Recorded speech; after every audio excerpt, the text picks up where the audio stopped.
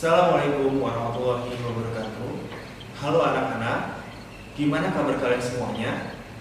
Semoga kalian di rumah selalu sehat walafiat dan diberikan kesehatan dan rezeki yang melimpah oleh Allah Subhanahu wa taala. Amin. Di kesempatan kali ini, saya Febriantono dari channel Jujus TVA akan membahas akuntansi sebagai sistem informasi. Nah, karena masih pandemi seperti ini, kalian belajarnya masih dari rumah, ya singkatannya BDR, belajar dari rumah, bukan belajar dari rawat. Ya. Karena kebetulan saya lagi di rawat nih, ya. Jadi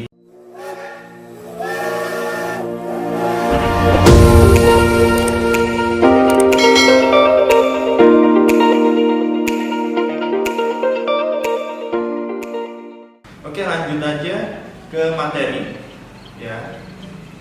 Pada kesempatan kali ini kita akan membahas tentang sejarah, pengertian dan manfaat akuntansi. Ya. Selanjutnya kita akan memahami pemakai informasi akuntansi. Siapa aja sih orang yang butuh tentang informasi akuntansi? Selanjutnya kita akan membahas bidang-bidang akuntansi. Bahkan saya pun termasuk sebagai bidang-bidang akuntansi. Oke, next. Kita akan membahas tentang rumus debit kredit perusahaan jasa, dan kita akan membandingkannya antara rumus debit kredit perusahaan dagang. Ini yang perlu kalian pahami. Nanti akan ada perbedaan ya dalam penalaran rumus debit kredit. Oke, selanjutnya kita akan membahas tentang sejarahnya terlebih dahulu ya. Jadi pada akhir abad ke-15 terbitlah buku, bukan terbitlah terang ya, tapi terbitlah buku pertama di Italia hasil karya seorang Venesia bernama Lucas Pacioli ya, yang berjudul Summa de Arithmetica Geometrica et Proportionalita. Mohon maaf ya kalau salah penyebutannya ya. Nah, di dalam buku tersebut terdapat sebuah bab yaitu Tractatus de Computis el Scriptori ya, yang membahas tentang pembukuan dengan sistem berpasangan ya, double bookkeeping, dan yang sampai saat ini masih banyak digunakan oleh para akuntan ya. Jadi akuntansi dimulai sejak manusia mengenal uang sebagai alat pembayaran sebelumnya barter tuh, dan membuat catatan karena apa? Karena adanya transaksi ya, transaksi perdagangan pada saat itu.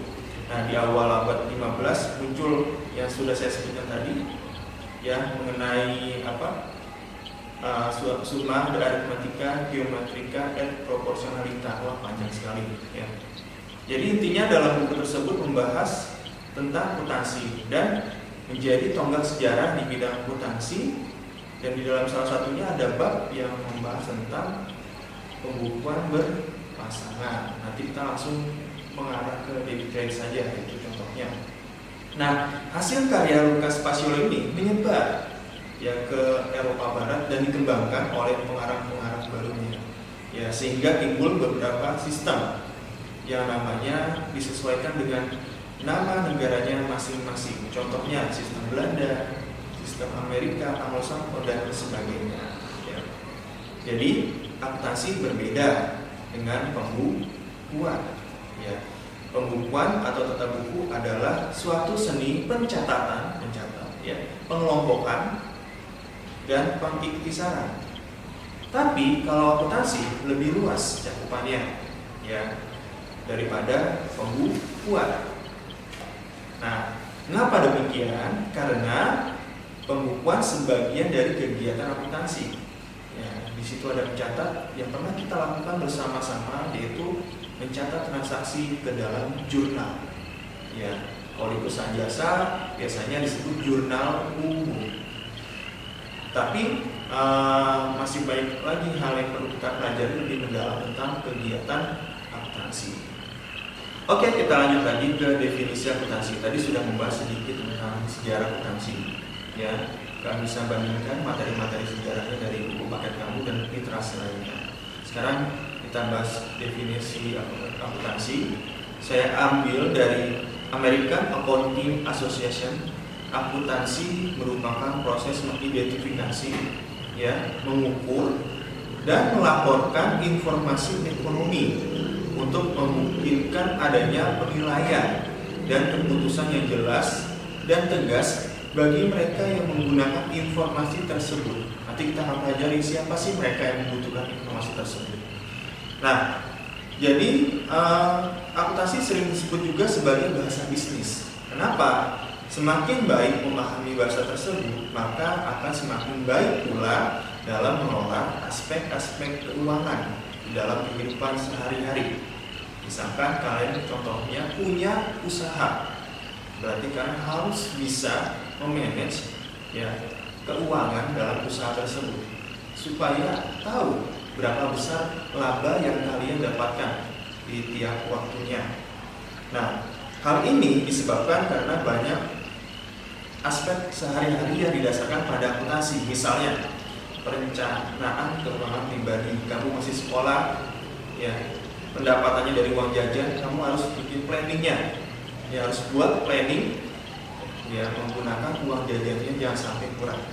Terus perencanaan pinjaman, misalkan yang sudah punya penghasilan bisa melakukan pengajuan pinjaman ke lembaga keuangan untuk kebutuhan konsumtif ataupun kebutuhan produktifnya. Nah, berdasarkan uraian di atas tadi, dapat ditarik kesimpulan bahwa tujuan akuntansi yang utama adalah menyajikan informasi ekonomi suatu perusahaan. Ya, karena akuntansi ilmu terapan, kamu bisa pakai, ya, ilmu ini untuk usaha yang kamu kembangkan. Informasi ekonomi tersebut berguna bagi pihak-pihak dalam perusahaan maupun bagi pihak-pihak di luar perusahaan. Ada pihak internal, ada pihak eksternal. Oleh karena itu, perusahaan harus menetapkan suatu pencatatan, penggolongan, analisis, dan pengendalian transaksi serta kegiatan-kegiatan keuangan, kemudian melaporkan hasilnya.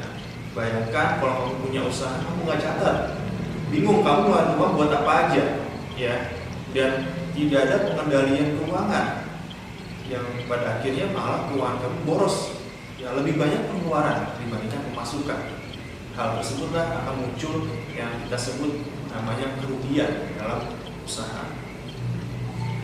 Nah, kita saat ini akan membahas manfaat secara umum dari adanya akuntansi. Yang pertama, sebagai bahan menyusun perencanaan kegiatan perusahaan. Ya, jadi perusahaan bisa merancang planningnya. Selanjutnya, pengendalian perusahaan. Yang saya bilang seperti tadi, kalau sudah ada anggarannya, ya perlu dikeluarkan. Tapi kalau ada suatu kegiatan belum ada anggarannya, jangan dikeluarkan, karena uang tersebut sudah dipakai untuk anggaran yang lain. Ketiga, sebagai dasar untuk membuat keputusan bagi pihak manajemen. Ya.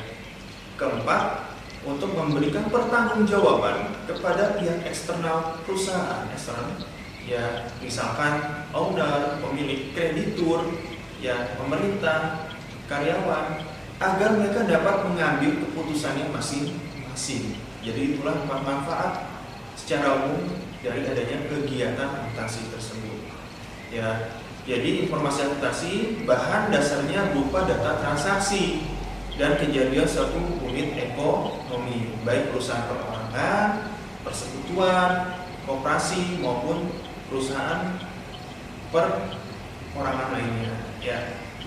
Jadi menurut pengertian yang ditemukan tadi, menurut American Association Accounting, bahwa data perusahaan yang berupa transaksi dan kejadian yang dinyatakan dengan sejumlah uang harus dicatat, terus digolongkan, kemudian diiktisarkan, ya, terlebih dahulu sebelum disusun laporan keuangannya dan kemudian dianalisis.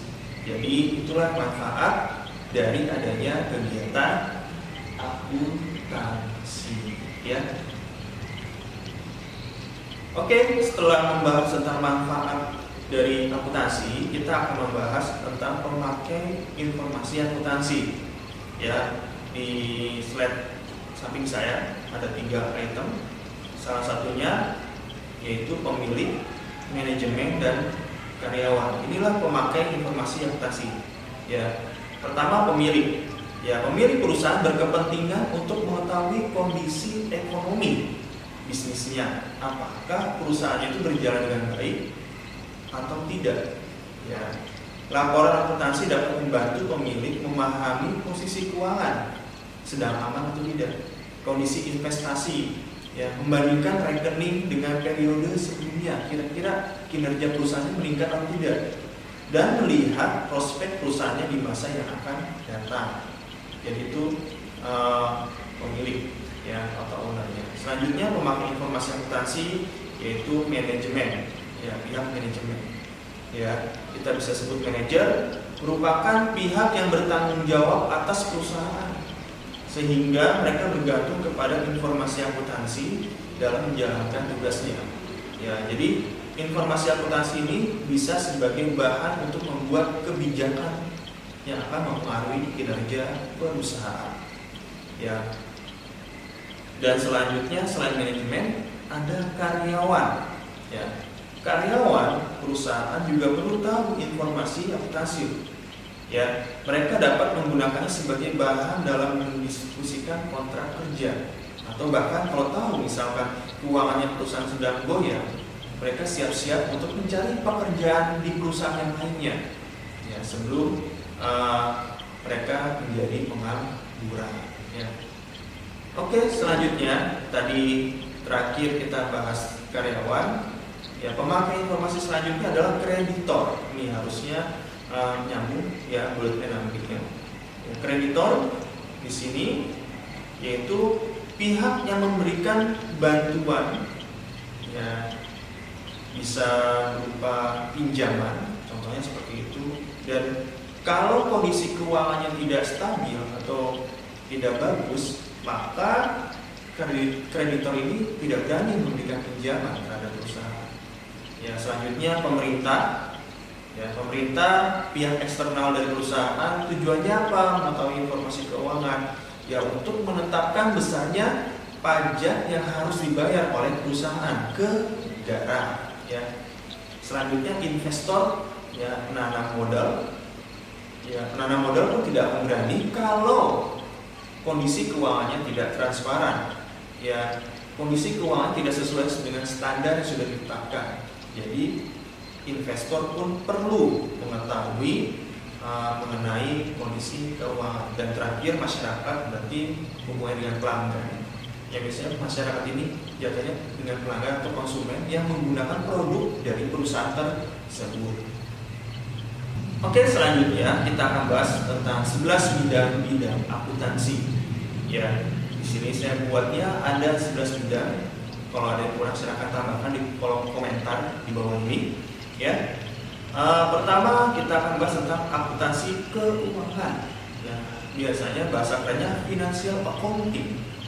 Di sini berarti bidang akuntansi yang memiliki kegiatan seperti mencatat semua kegiatan finansial yang berkaitan dengan akuntansi, atau yang sudah dikhususkan untuk memproses pencatatan ekonomi secara keseluruhan, ya, di suatu perusahaan.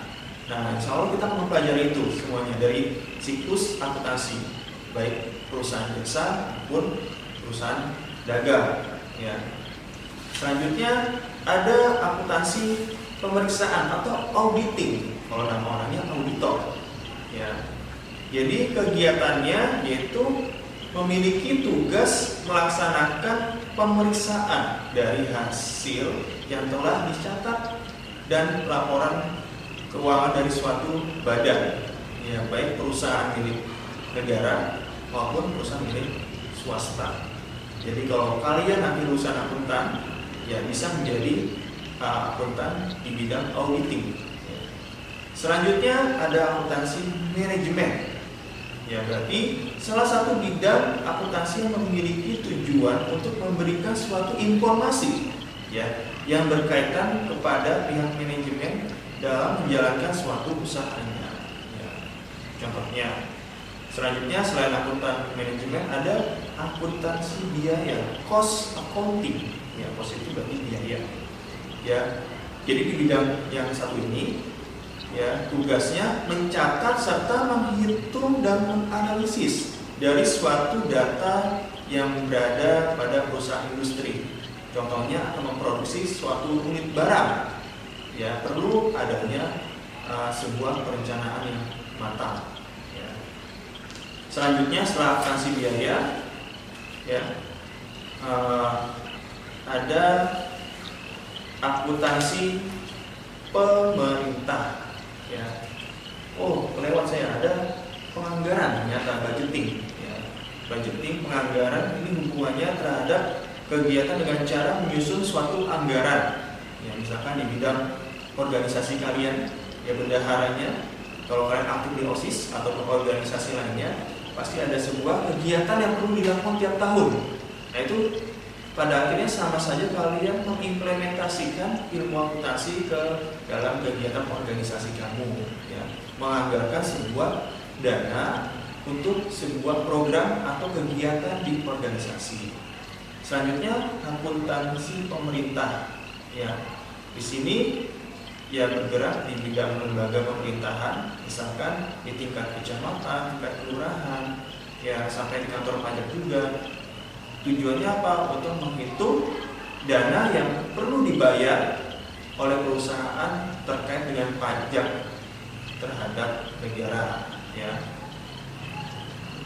Nah, selanjutnya ada sistem akuntansi atau accounting system. Berarti melaksanakan suatu kegiatan dengan merencanakan terlebih dahulu, ya, cara untuk melakukan pencatatan akuntansi agar aman, ya, efektif dan efisien, ya. Itu sistem akuntansi. Selanjutnya ada akuntansi pendidik, ya, education accounting, ya, maksudnya akuntansi pendidikan. Ya, kalau orangnya disebutnya pendidik seperti saya, ya, memang tugasnya memberikan atau menyebarkan ilmu mengenai informasi akuntansi, baik di tingkat SMA, tingkat SMK, tingkat perguruan tinggi, ataupun lembaga informal yang berhubungan dengan ilmu akuntansi. Selanjutnya ada akuntansi internasional dan akuntansi sosial. Oke, kita lanjut ke materi selanjutnya. Oke, anak-anak, ini yang paling penting di slide kali ini kita membahas tentang penggunaan debit kredit di perusahaan jasa. Kita refresh tentang apa aja yang perlu kita bahas di materi kali ini, ya. Jadi secara umum, debit itu merupakan pengurangan deposito di dalam sebuah rekening bank, ya, atau catatan pos pembukuan yang dapat menambah nilai aktiva atau mengurangi besaran kewajiban. Sedangkan kalau kredit adalah kemampuan untuk melakukan pembelian atau pinjaman dengan adanya perjanjian untuk melakukan pembayaran dalam jangka waktu tertentu. Jadi, debit dan kredit merupakan istilah yang sering digunakan di dalam dunia akuntansi keuangan. Ya, jadi jangan bingung, ya, terhadap debit dan kredit. Kita ingat kembali, di dalam debit kredit ada akun yang perlu kita hafalkan dan perlu kita pahami, ya. Yang pertama, di perusahaan jasa itu ada harta, utang, modal, pendapatan, beban. Cara menghafalkannya cukup mudah. Kamu ambil satu huruf paling depan setiap nama akunnya.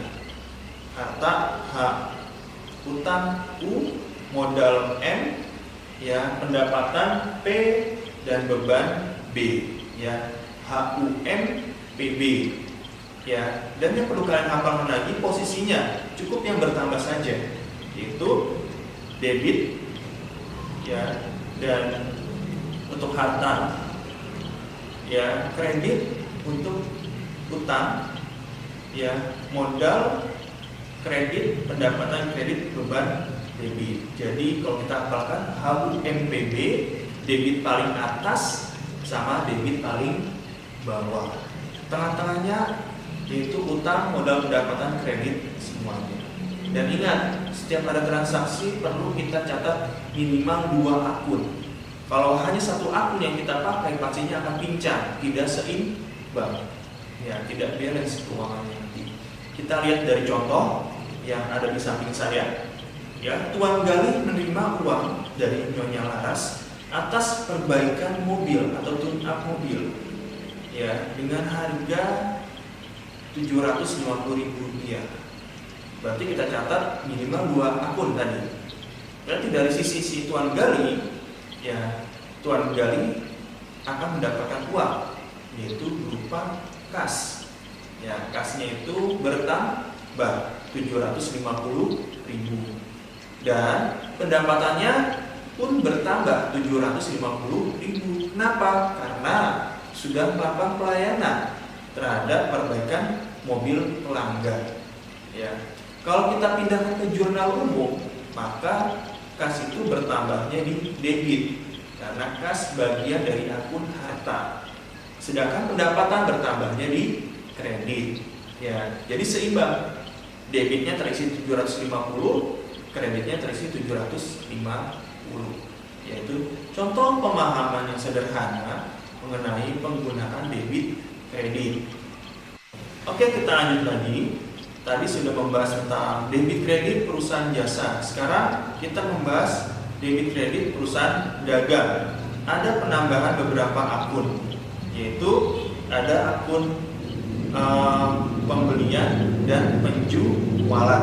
Kita lihat di sebelah saya, ada harta, ada utang, ada modal, ada penjualan sebagainya sebagai pendapatan si pedagang.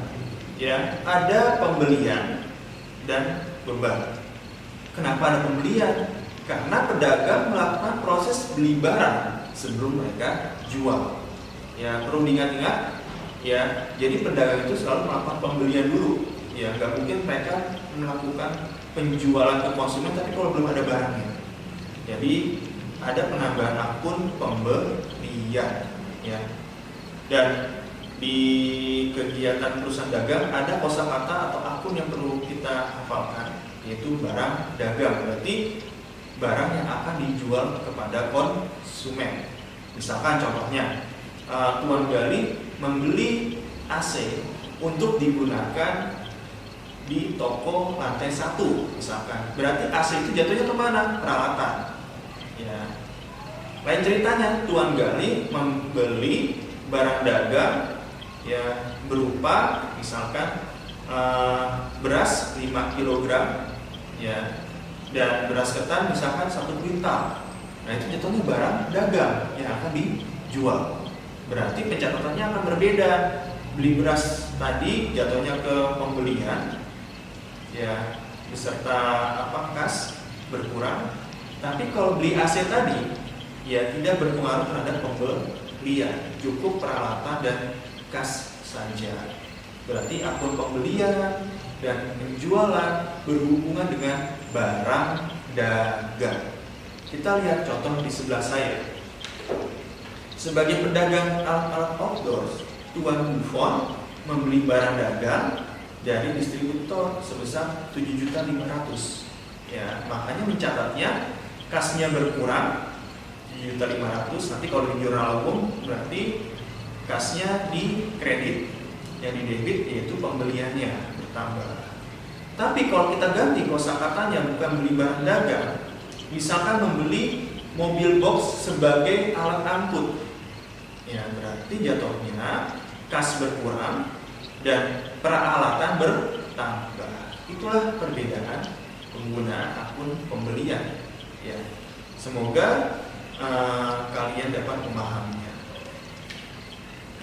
Oke, terima kasih anak-anak. Semoga kalian dapat memahaminya. Kalau tidak paham bisa komen di bawah, ya. Jangan lupa sebarkan video positif ini ke seluruh dunia melalui media sosial Anda. Ya, silahkan like, dan yang belum subscribe silahkan subscribe dan komen untuk membangun channel saya. Terima kasih. Sampai ketemu di video selanjutnya. Wassalamualaikum warahmatullahi wabarakatuh.